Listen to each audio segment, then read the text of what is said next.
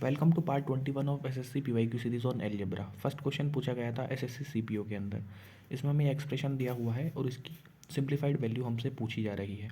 अब जैसे ही मैंने पहली बार इस सवाल को देखा तो मुझे लगा कि मैं इसको तोड़ लेता हूँ X plus Y x minus Y, Y plus Z Y minus Z और Z plus X Z minus X में। लेकिन ऐसा करने का कोई फ़ायदा नहीं होगा। और ऐसा मुझे क्यों लगा था, क्योंकि नीचे भी मुझे x minus Y y minus Z और जेड माइनस एक्स दिया हुआ है। लेकिन ऐसा करने का कुछ फ़ायदा इसलिए नहीं हुआ क्योंकि ये टर्म्स जो है एडिशन में दी हुई है। अगर मल्टीप्लिकेशन में होती तो मैं कैंसिल कर पाता, लेकिन एडिशन में है तो मैं कैंसिल नहीं कर पाऊँगा और फिर इस मेथड का कोई भी फ़ायदा नहीं होगा। तो मैं इसको करने का दूसरा तरीका मैंने सोचा, तो वो ये था कि अगर मैं इन टर्म्स को ध्यान से देखूँ तो x square minus y square minus z square minus x square, इनको अगर मैं ऐड कर दूँ तो ज़ीरो आएगा। उसी प्रकार जो डिनोमिनेटर है उसमें मैं टर्म्स को ऐड कर दूँ तो ज़ीरो आएगा। अब यहाँ से ये सवाल जो है बड़ा ही ईजी हो चुका है। और अगर आपको अभी तक पता नहीं लगा है कि कौन सा फॉर्मूले की मैं बात कर रहा हूँ, तो ऐसा करो x square minus y square को ए मान लो, इसको बी मान लो और इसको सी मान लो। उसी प्रकार जो डिनोमिनेटर में टर्म्स दी हुई हैं उनको भी आप पी क्यू और आर मान लो। अब हमें पता है कि हमने इनको ऐड किया था, यानी कि ए प्लस बी प्लस सी किया था, वो ज़ीरो आया था। अब आपको शायद फॉर्मूला याद हो गया, आ गया होगा कि A plus B plus C जब ज़ीरो होता है तो A cube plus B cube plus C cube 3abc होता है। उसी प्रकार यहाँ पे P plus Q plus R zero था तो P cube plus Q cube plus R cube जो है वो 3p/r हो जाएगा। अब हमें निकालना गया था हमारा जो एक्सप्रेशन है न्यूमरेटर में वो था A cube plus B cube plus C cube, जो कि था 3abc। उसी प्रकार यहाँ पे एक्सप्रेशन था 3p/r। तो हमें जो निकालना है फाइनली वो है abc/p/r। अब मैं ए बी और सी जो मैंने एज्यूम किया था वापस से उनकी वैल्यू डाल दे रहा हूँ, जो ओरिजिनल वैल्यूज़ थी। ओरिजिनल वैल्यूज जब मैं डाल दूंगा अब मैं बड़ी आसानी से कैंसिल कर पाऊंगा। इसको x plus Y x minus y लिख दिया, उसी प्रकार इन दोनों टर्म्स को भी लिख दिया। अब जो माइनस वाली टर्म्स है वो कैंसिल हो जाएंगी क्योंकि नीचे भी दी हुई है, और हमारा आंसर जो है वो आ जाएगा x plus y Y plus z z plus x, जो कि ऑप्शन नंबर 3 में दिया हुआ है। अगले सवाल की तरफ बढ़ते हैं। ये सवाल पूछा गया था एसएससी सीपीओ के अंदर। इसमें हमें एक्सप्रेशन दिया हुआ है और एक्स बाय वाई कैलकुलेट करना है। अब आपको पहली बार में लगेगा कि हम क्रॉस मल्टीप्लाई कर लेते हैं, उससे सॉल्व हो जाएगा। शायद हम कुछ एक्स माइनस वाई का होल क्यूब वाली टर्म बना पाएंगे, लेकिन ऐसा करना थोड़ा मुश्किल हो जाएगा क्योंकि एक्स क्यूब वाई क्यूब का कोफिशिएंट तो 1 ही दिया हुआ है। लेकिन यहाँ पे जो वाई स्क्वायर एक्स, इनका जो कोफिशिएंट है वो 57 आएगा। उसी प्रकार एक्स स्क्वायर वाई का कोफिशिएंट 105 आएगा। तो एक्स माइनस वाई का होल क्यूब इस तरीके का बनाना थोड़ा सा मुश्किल हो जाएगा या कॉम्प्लिकेटेड हो जाएगा। शायद उसे सॉल्व भी ना हो, मुझे पता नहीं है। लेकिन अगर मैंने ध्यान से देखा इस जो हमें एक्सप्रेशन दिया हुआ है, जो इक्वेशन दी हुई है उसको, इसके LHS को, तो x cube plus 3y square x और नीचे लिखा हुआ है y cube plus 3x square y. आपको एक फॉर्मूला याद आ रहा होगा एक्स प्लस वाई का होल क्यूब, लेकिन वो कब बनेगा, जब हम न्यूमरेटर और डिनोमिनेटर को ऐड करेंगे। यानी कि हम ऐड कर देंगे तो एक्स प्लस वाई का होल क्यूब बनेगा, और अगर माइनस कर देंगे तो एक्स माइनस वाई का होल क्यूब बनेगा। और हम ऐसा कहाँ पे करते हैं, numerator plus denominator upon numerator minus denominator, ऐसा हम कंपोनेंट और डिविडेंडो में करते हैं। ठीक है, तो यानी कि ये सवाल कंपोनेंट और डिविडेंडो से बड़ी आसानी से सॉल्व हो जाएगा। ऊपर जब हम ऐड करेंगे न्यूमरेटर प्लस डिनोमिनेटर जब हम करेंगे तो हमारा बनेगा एक्स प्लस वाई का होल क्यूब, और न्यूमरेटर माइनस डिनोमिनेटर करेंगे तो बनेगा एक्स माइनस वाई का होल क्यूब। उसी प्रकार RHS में भी हम 35 प्लस 19 अपॉन 35 माइनस 19 कर देंगे तो हमारा आएगा 54/16। इसको हम सिंपलर फ्रैक्शन में 2 से डिवाइड करेंगे, 27/8 आ जाएगा। 27 3 का क्यूब होता है, 8 भी 2 का क्यूब होता है, तो हम क्यूब रूट ले सकते हैं दोनों साइड। क्यूब रूट लेंगे तो X plus Y upon X minus Y आ जाएगा 3/2। अब आप चाहो तो क्रॉस मल्टीप्लाई कर सकते हो क्योंकि x इक्वल टू 5y आ जाएगा क्रॉस मल्टीप्लाई करने के बाद, और x बाय वाई की वैल्यू 5 आ जाएगी।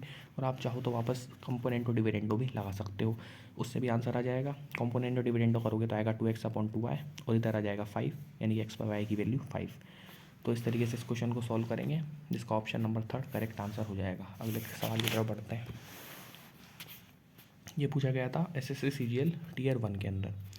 इसमें हमें कुछ कंडीशन दी हुई है, A plus B plus C, A B plus B C plus C A, इन सब की वैल्यूज़ दी हुई है। हमें इस एक्सप्रेशन की वैल्यू कैलकुलेट करनी है। ठीक है, अब जैसे ही मैंने देखा बी सी बी प्लस सी, और फिर मैंने क्वेश्चन को देखा, अच्छा बी प्लस सी मुझे दिया हुआ है, तो ऐसा करता हूँ मैं बी प्लस सी को 6 माइनस ए लिख लेता हूँ। उसी प्रकार सी प्लस ए को 6 माइनस बी लिख लेता हूँ, और ए प्लस बी को 6 माइनस सी लिख लेता हूँ। देखता हूँ ऐसा करके क्या फ़ायदा होगा। तो मेरा एक्सप्रेशन जो था वो कुछ ये बन चुका है। ठीक है, 3abc भी इसमें लास्ट में लिखा हुआ है, वही मैंने लिख दिया। अब आप ध्यान से देखो तो क्या बनेगा, इसको हम ओपन कर लेते हैं। 6bc plus 6ca plus 6ab, और जो ये दूसरी वाली टर्म से वहाँ से आएगा minus abc minus abc minus abc, यानी कि माइनस 3abc, और प्लस 3abc भी लिखा हुआ है तो वो कैंसिल हो जाएंगी। ठीक है, अब हम क्या कर सकते हैं, यहाँ से 6 कॉमन ले लेंगे तो A B plus B C plus C A आ जाएगा, यानी कि 6 इंटू 11 आ जाएगा। 11 कहाँ से आया, ये क्वेश्चन में दी हुई है इसकी वैल्यू, तो 66 हमारा आंसर आ जाएगा, जो कि ऑप्शन नंबर 2 में दिया हुआ है। और अगर आप ध्यान से देखते इस सवाल को तो हम पुट करके भी कर सकते थे। कैसे कर सकते थे कि ये बड़ा ही कॉमन चीज़ है, A plus B plus C equal to 6। इसमें हम क्या करते हैं, ए को 1, बी को 2 और सी को 3 ले लेते हैं। किसी को भी आप 1 2 3 ले सकते हो, उससे कुछ फ़र्क नहीं पड़ेगा। तो आप ऐसा करो, ए को 1, बी को 2 और सी को 3 ले लो, तो आपका बड़ी आसानी से सॉल्व हो जाएगा। क्यों हो जाएगा, क्योंकि वो इसको भी सेटिस्फाई कर रहा है और इसको भी कर रहा है। इसमें भी आप जब ए को 1, बी को 2 और सी को 3 डालोगे तो 11 ही आएगा। तो हम यहाँ पे भी ए बी सी की वैल्यूज़ जो हमने मानी है वो डाल सकते हैं, और हम ये वैल्यू जब हम डालेंगे तो भी हमारा आंसर जो है वो 66 ही आएगा, जो कि ऑप्शन नंबर 2 में दिया हुआ है। अगले सवाल की तरफ बढ़ते हैं। अब ये सवाल जो है वो पूछा गया था एसएससी सीजीएल टीयर 1 के अंदर। इसमें हमें एक्स दे रखा है क्यूब रूट ऑफ 28, वाई दे रखा है क्यूब रूट ऑफ 27। इस एक्सप्रेशन की वैल्यू कैलकुलेट करनी है। अब पहला हमें लगता है कि ऐसा करें, हम एलसीएम ले लेते हैं और इसको यहाँ मल्टीप्लाई कर देते हैं, लेकिन ऐसा करने से कुछ फ़ायदा नहीं होने वाला है, क्योंकि यहाँ पे दिया हुआ है, हमें लग भी सकता है कि कुछ फ़ायदा होगा लेकिन नहीं होगा। यहाँ पे दिया हुआ है x plus Y x square plus x y plus y square. अगर यहाँ पे दिया हुआ होता एक्स स्क्वायर माइनस सॉरी हाँ x square plus y square minus x y दिया होता, तो शायद हम फिर भी x cube minus y cube का फॉर्मूला बना देते हैं यहाँ पे मल्टीप्लाई करके, लेकिन ऐसा भी यहाँ पे नहीं दिया हुआ। तो मैं आपसे कहना चाहता हूँ कि एक काम करते हैं, यहाँ पे x square plus x y plus y square तो दिया ही हुआ है। अब ये किस फॉर्मूले में आता है, ये आता है फॉर्मूले में x cube minus y cube जो होता है उसके फॉर्मूले में आता है, क्योंकि x cube minus y cube का फॉर्मूला होता है x minus y x square plus x y plus y square. तो ये टर्म तो लिखी हुई है, हम ऐसा करते हैं एक्स माइनस वाई से ही मल्टीप्लाई कर देते हैं, ताकि ये पूरा जो है नीचे वाला क्या बन जाएगा, x cube minus y cube बन जाएगा। और ऐसा मैं क्यों कर रहा हूँ वो आपको अभी समझ आ जाएगा। ठीक है, तो मैंने एक्स माइनस वाई से ऊपर नीचे मल्टीप्लाई कर दिया, तो नीचे वाला बन गया x cube minus y cube, ऊपर वाले को हमने वैसे ही छोड़ दिया। ऐसा मैंने इसलिए किया था क्योंकि जो ये टर्म थी, देखो y की तो दिक्कत नहीं थी, y जो है वो क्यूब रूट ऑफ 27 था, तो इसकी वैल्यू तो 3 आ जाती, लेकिन क्यूब रूट ऑफ 28 हमें दिक्कत दे रहा था। लेकिन अब मैंने क्या किया, इसको x cube minus y cube कर दिया, तो बड़ी आसानी से हम एक्स क्यूब की वैल्यू 28 और वाई क्यूब की वैल्यू 27 लिख सकते हैं। तो हमारी जो दिक्कत थी वो सॉल्व हो चुकी है। और जब आप करोगे तो आपके पास बचेगा x plus y minus x plus Y, x x cancel हो जाएगा, एक्स से हमें दिक्कत दे रहा था, एक्स ही कैंसिल हो चुका है। अब y प्लस वाई 2y हमारा आंसर होगा, और y की वैल्यू क्यूब रूट ऑफ 27 है जो कि 3 होती है, तो 2 इंटू 3 6 हमारा आंसर हो जाएगा, जो कि ऑप्शन नंबर 3 में दिया हुआ है। अगले सवाल की तरफ बढ़ते हैं।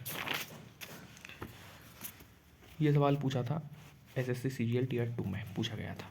इसमें मैं दिया हुआ है a प्लस बी, इसकी वैल्यू 1 है, हमें इस एक्सप्रेशन की वैल्यू निकालनी है। अब वैल्यू पुट करके बड़ी आसानी से सॉल्व हो जाएगा, क्योंकि a प्लस बी 1 दिया हुआ है। ऐसा करते हैं a को 0 b को 1 ले लेते हैं, या हम उल्टा भी कर सकते हैं, b को 1 और b को 0 और a को 1 भी ले सकते हैं, कैसे भी ले सकते हैं।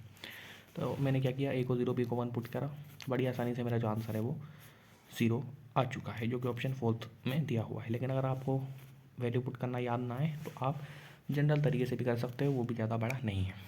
देखो मुझे दिया हुआ था, इससे आपकी जो मैनिपुलेशन की थॉट प्रोसेस है वो भी डेवलप होगी। a power 4 b power 4 minus A q minus b q minus 2a square b square. जैसे मैंने इस टर्म को देखा और फिर इन दोनों को देखा, तो मुझे लगा ऐसा करना चाहिए, मुझे इनको इस टर्म को यहाँ पे इसके पास लिखना चाहिए, क्योंकि ये तीनों हम आगे फॉर्मूले में बना सकते हैं। बाकी इसको मैंने माइनस ए cube plus B cube minus common लेके लिख दिया, क्योंकि A cube plus B cube का फॉर्मूला भी हमें पता है। बाकी ए बी था उसको एज इट इज़ लिख दिया, उसको हमें कुछ नहीं कर सकता। अब ऐसा मैंने क्यों किया था, इसको साथ में क्यों लिखा था, क्योंकि ये जो है वो ए स्क्वायर माइनस बी स्क्वायर का होल स्क्वायर होता है। अच्छी बात है।